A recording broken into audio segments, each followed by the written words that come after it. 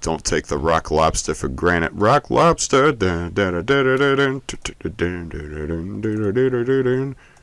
Okay then, let's put down the Jack in the Mox. Jack Mox for 0, and now I'm going to tap it for 0 and roll that sweet ass die in order to get maybe an ability that could fuck me. Dice roll. Boom. God damn it, it was a 1. That means I have no choice but to tap into my Goblin Bookies. Re-roll that dice. It wasn't a 1. It was a...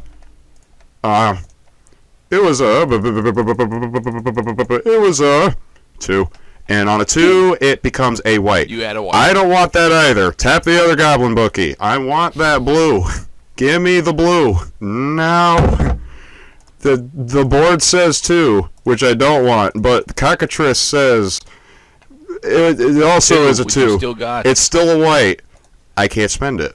Except that now I can take that 1 white mana and my blue in order to roll for the Ursa Science Fair project, leaving me at the mercy of whatever the hell comes up next. Now, which ability is Ursa Science Fair project going to take on now? Flying. It gains flying until end of turn, but it will still tap. And you have no creatures with flying. This is most fortuitous. However, what would have been another cool ability? Well, so there's a 2/3 chance you get a good ability with Ursa Science Fair project, and it leads me to believe that I should probably attack you with my flying whatever the fuck. Alright. Alright. Ow! I take another 4 damage. See, I'm glad that you remember to say ow. I will end my turn. Alright. Yeah, during my upkeep, I'll spend 2. It's coming, Mr. Cloud. Yeah, it would come even sooner if you would actually cast it. I can't cast it. It's got a CMC of 9. It does? Oh, I thought it was 7. My bad. Alright, and again, because you forgot to say ow for it, you take another damage from ow. See? Stupidity is the great equalizer. Alright then. Put down a mountain. Ow! Oh, and I forgot my upkeep trigger for chicken egg. I keep doing that. Ugh. There are many upkeeps in life. This is just one of them. Yay! I also rolled a 6. That means that is now a 4/4 chicken. It's now a 4/4. Does he actually gain flying? No, he's just a giant bird. He's just a giant fat ass. No, that's green, Cloud. Okay, so... Come at me, brother. Yeah, I'm going to end on that. I see. Yes, I just wanted to check the board to see if I had any abilities. I see that I did not. I had passed to myself successfully, but I did not actually initiate the steps that are predicating for success. I'm going to put down another mountain because now I'm goddamn mana flooded. And I really wish I had a second blue, but thanks to my mana distribution, I'm now at the mercy of the Jack in the Mox in order to get my fucking second blue mana. Dice roll, would you kindly roll a 3 for me so that I can actually get some blue mana? Please. It was a 5, and because I rolled a 5, it produces red instead. My deck is on fire. I'm going to spend that 1 red and another red in order to do my Ursa Science Fair project roll. I really hope I get flying, because I realize that Ursa Science Fair project can deal a lot of fucking damage with its flying ability. This time it was a 5, and on 5 it does gain flying until end of turn. What the fuck? And you have no flying creatures. Okay. I still couldn't play this guy though. Actually, you know what? What are the other abilities it's got? I want to take out some of your creatures because I don't like how many creatures you're showing right now. I'm gonna fucking re-roll that die, and I'm gonna give him a different ability other than flying. Okay.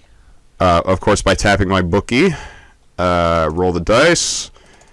See, these ungames would go a lot faster if I could just get my act together. And it was a 3, and on 3, it gains vigilance until end of turn. Vigilance. Very nice.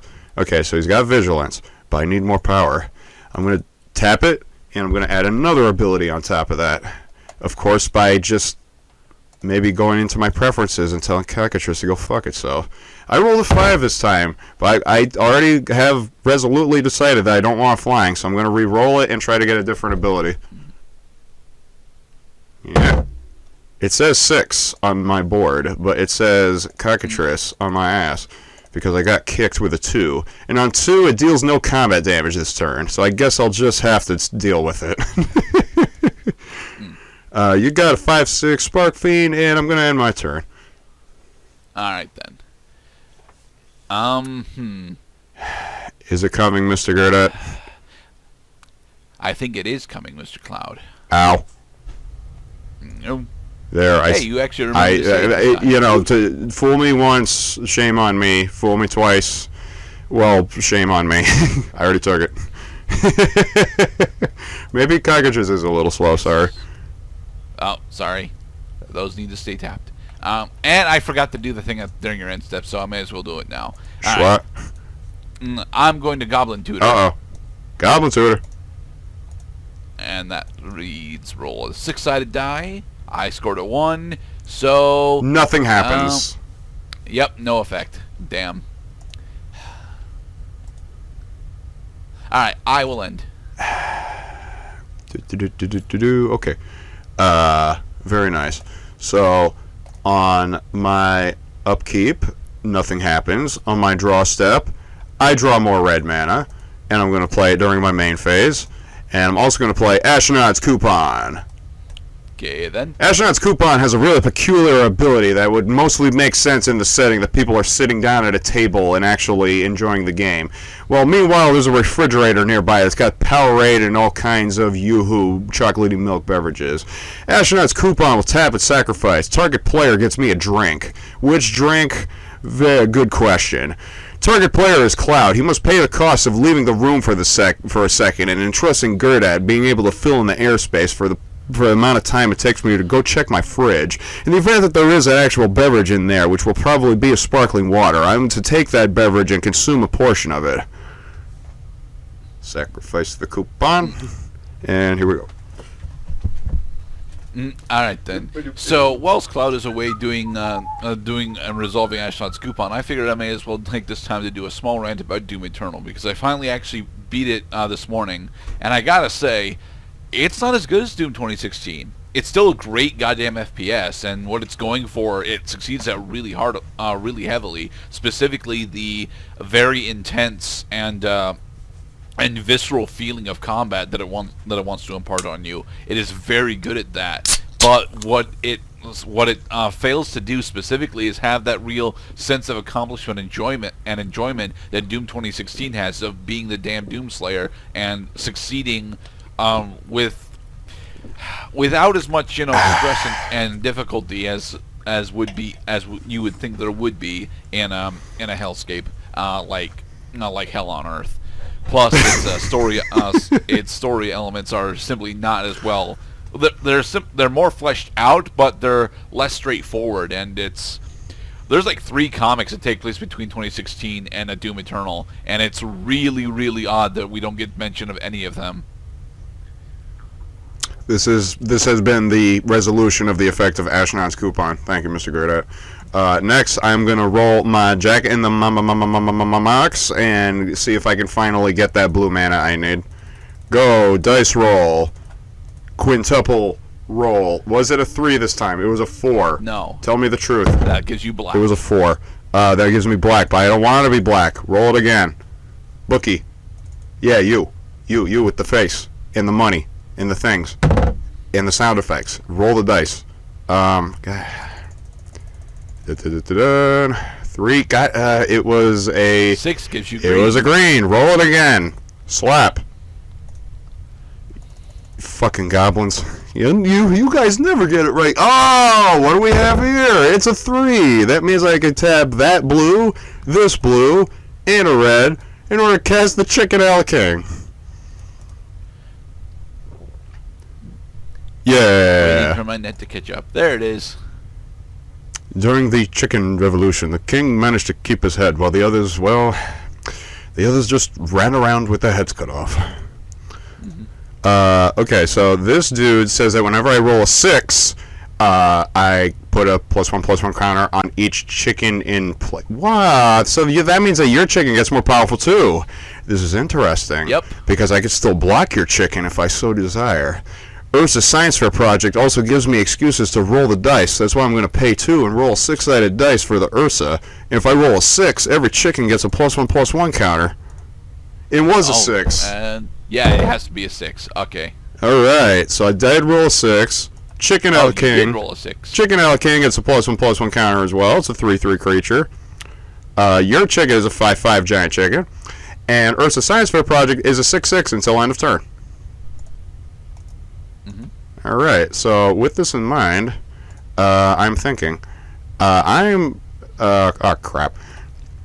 This actually kind of sucks right now. Okay, the reason why this sucks is because I think I do still need to keep Ursa's Science Fair project untapped in order to intercept your sass. And you can still block my Spark Fiend. So that means that I should roll the dice. Roll the dice. 6. It was a 2. And on a 2, it deals no combat damage this turn. Okay, hang on. Alright then. Untap, upkeep. I'm not actually going to do my trigger this time, for reasons. Aha. Alright. Put down the Jack in the Box. And then, by paying 9 goddamn mana, I can play the Infernal Spawn of Evil. It's here! It's here! It was coming, but now it's here. Yes. Alright. And with that, I will end. It is the... Why aren't you attacking me? I can't realistically get through all of your stuff and survive the backswing. All right. Would you have behaved differently if I did not mistakenly let Ursa be a 6/6 during your turn? Because it was not a 6/6. It was a 4/4. No. I know it was a 4/4. The thing is, the only thing that would reasonably get through them would be my Spark Fiend, and then I can't defend against your Spark Fiend. Okay, I was just checking. That is good. And I'm glad that we have reached a consensus on the state of things, especially the part where I kick your ass after I roll a card and roll some more mana. So during my main phase, I have lots of dies and I got lots of mana. Let's roll these dies. Roll the 6-sided die for the 10th time during this game. And if it's a 6, that means that things are getting more interesting. You got a 3, which means you get Vigilance. Okay, Vigilance is good, but I really wanted to roll a 6 there, so I'm just going to save my Goblin Bookies for when I get a bad die roll. So that's 2 dies, and There's a 6. And it was a 6. Aha! So now Ursa's Science Fair project is a 2/2 with Vigilance. I'm sorry, is a 6/6 with Vigilance until end of turn. 6/6 with Vigilance. Haha! The Chicken Ala King is now a 4/4 chicken. I can also tap a chicken I control to roll a 6-sided die. Okay, let's keep it going. I want Ursa's Science Fair project. I could maybe force you to chump your Infernal Spawn of Evil there if I keep this up. Let's see what happens. Roll for the Ursa. It's a 1. 1 is one of the ones that I don't want. So I'm going to tap 1, tap a bookie, and force a die reroll. And the result is another 6. Alright. Our chickens are getting quite beefy. I have a 5/5 chicken. Yes. Gerda has a 7/7 chicken. Ursa's Science Fair project is now an 8/8 with Vigilance until end of turn. And because I've been tapping mana in order to feed the bookies, that means that I could get that last mana that I need with the Jack in the Box. Okay, roll for the Jack in the Box. Jack in the Box is a 4. 4 is black. I'm going to spend that black and a blue. Roll for Ursa's Science Fair project. Okay. It was another 6. A 6. Aha! Alright. We got powerful chickens. We got multicolored +1/+1 counters. I got a 10/10 with Vigilance until end of turn that you're probably going to chump something really puny with it. Which means I have to attack with a lot of dudes. And I also did not have to reroll for the bookie. I got a 6/6 chicken. You got an 8/8 chicken. Oh boy. So I gotta think this out for a second. You got a lot of powerful critters, is the problem, and you got a flying dude. You also have a gigantic chicken bird. I'm gonna swing at you with my 10/10 with vigilance. All right. In response, I will declare my goblin bowling team as a blocker. Goblin Bowling Team is intercepted Ursa's Science Fair project. But because I don't have trample, I don't deal any excess combat damage. But thankfully, those sons of bitches are out of play because they could deal stupid amounts of random damage after I finally transition to the damage stuff. And yeah, I'm going to end my turn.